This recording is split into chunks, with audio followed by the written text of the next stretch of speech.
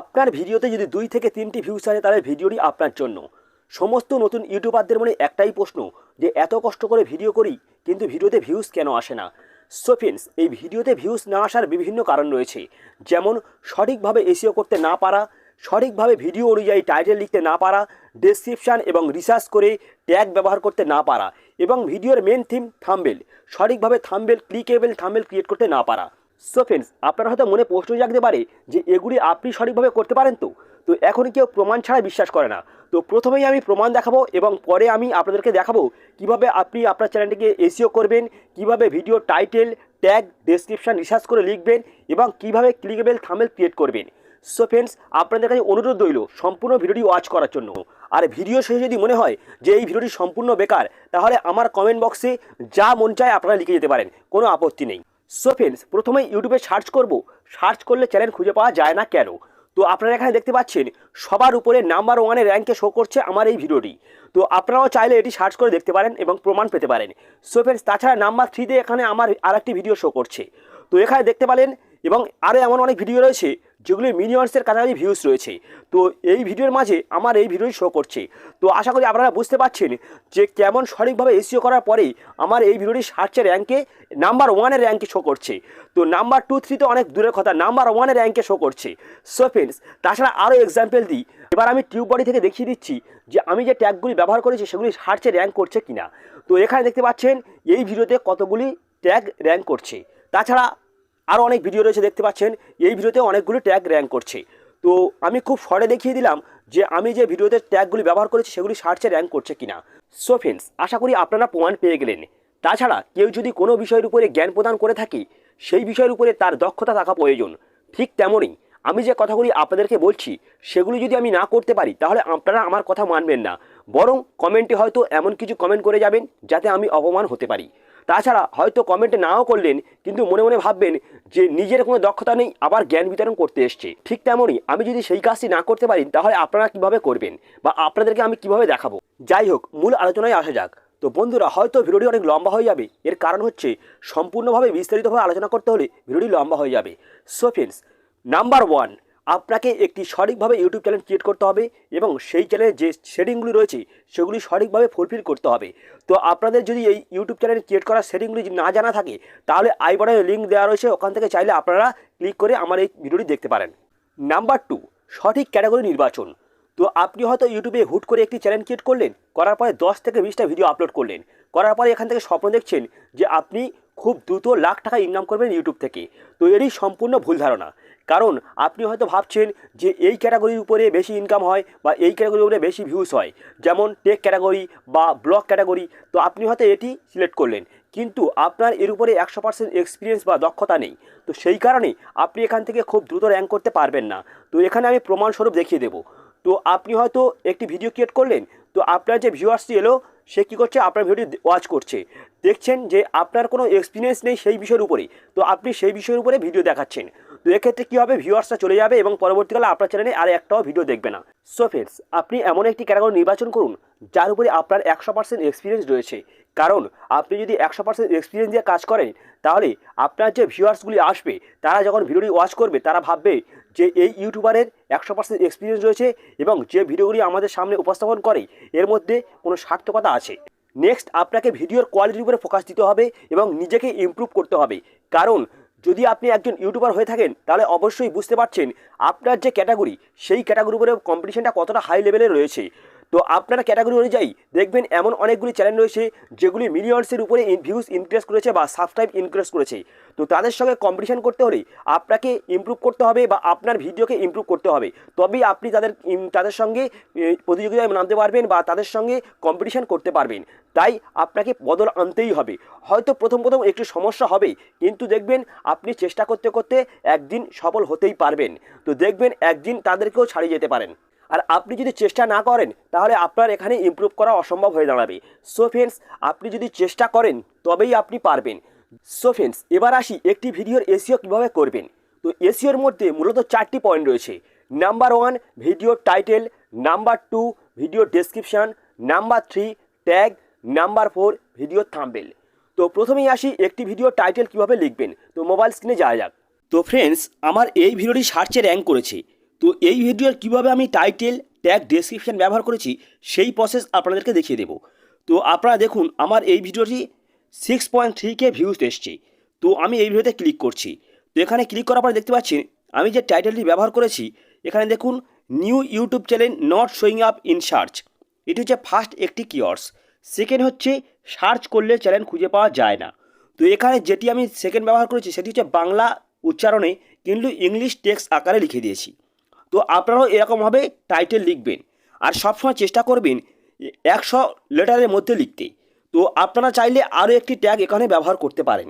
তো চেষ্টা করবেন 100টা লেটারের মধ্যে রাখতে। আর কি করবেন, আপনারা এটি রিসার্চ করে লিখবেন। কীভাবে রিসার্চ করবেন সেটি আমি দেখিয়ে দিই। তো আমি ইউটিউবে চলে আসব। আসার পর এখানে আমি লিখব যে ইউটিউব চ্যানেল বা সার্চ করলে চ্যানেল খুঁজে পাওয়া যায় না। তো এটি এখানে সার্চ করছি, দেখতে পাচ্ছেন অনেকগুলি ভিডিও চলে এসছে।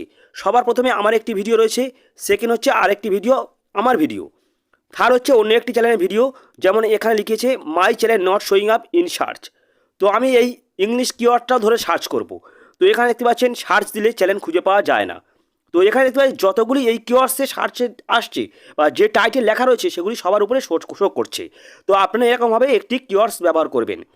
তো এখানে দেখতে পাচ্ছেন যে রোহন নাগ এখানে বাংলা থেকে লিখে দিয়েছি পুরো সম্পূর্ণ। ইউটিউব চ্যানেল সার্চ করলে সার্চ আসে না। তো আমিও সেম ব্যবহার করেছি, কিন্তু আমি ইংলিশে লিখে দিয়েছি। তো যদি আপনি একটি টাইটেল কপি করেন তাহলে কোনো সমস্যা নেই, তবে একটু আদল বদল করে দেবেন। তো সেকেন্ড টাইটেলটি আমি কি লিখেছি দেখুন, যে new YouTube channel not showing up in search. এটা হচ্ছে আমি ফার্স্ট দিয়েছি, কিন্তু সার্চ করলে চ্যানেল খুঁজে পাওয়া যায় না, এটি সেকেন্ডে দিয়েছি। তো আমি এখানে নিউ ইউটিউব চ্যানেল লিখব।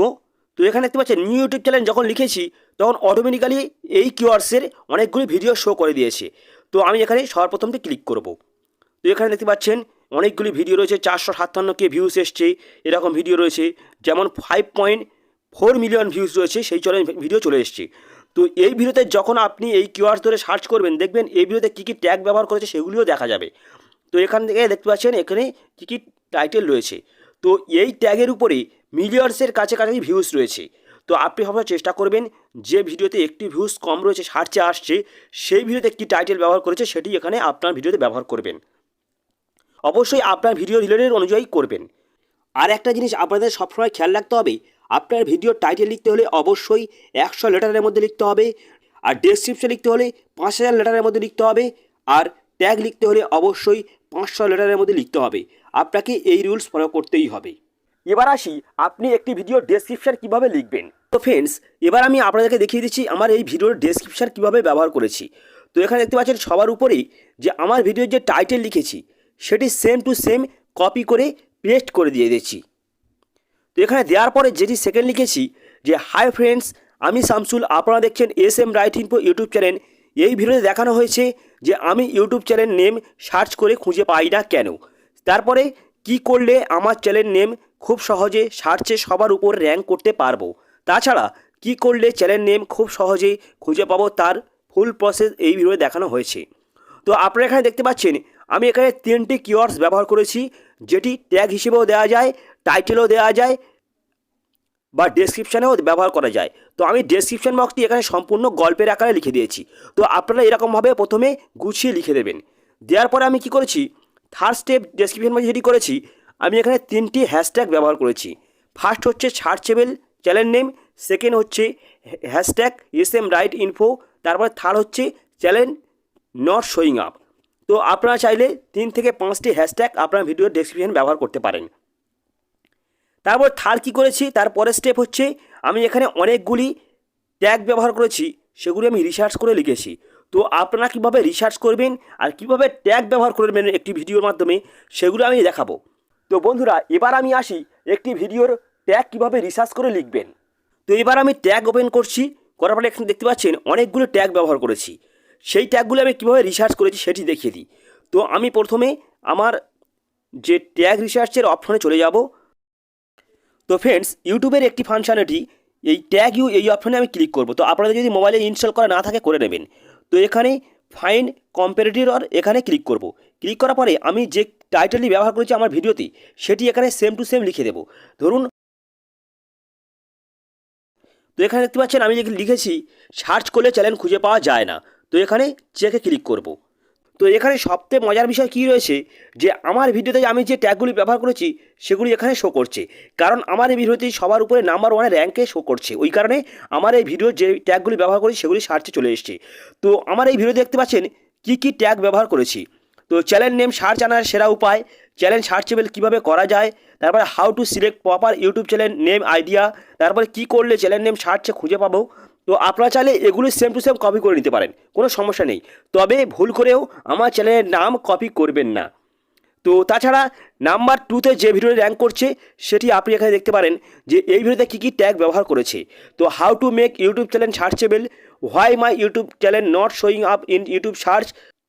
তো এখানে দেখতে পাচ্ছেন তারপরেই how to make YouTube channel popular, তারপর ইউটিউব চ্যানেল সেটিং। তো তাছাড়া নাম্বার 3তে রয়েছে আমার আরও একটি ভিডিও ট্যাগের শো করছে। তো আমিও এই ভিডিওতে কী কী ট্যাগ ব্যবহার করছি সেটি দেখতে পাচ্ছেন। তারপরে নাম্বার 4তে দেখতে পাচ্ছেন এবার আমি ইংলিশ কিওয়ার্ডস লিখে সার্চ করছি, দেখুন। তো এখানে দেখতে পাচ্ছেন আমি একটি ইংলিশ কিওয়ার্ডস লিখেছি, my YouTube channel not showing up in search. তো এখানে চেকে ক্লিক করব।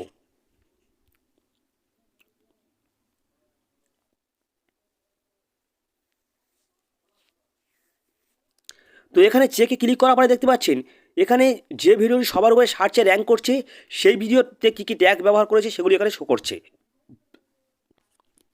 তো এখানে দেখতে পাচ্ছেন প্রচুর সংখ্যক ট্যাগ এখানে শো করছে।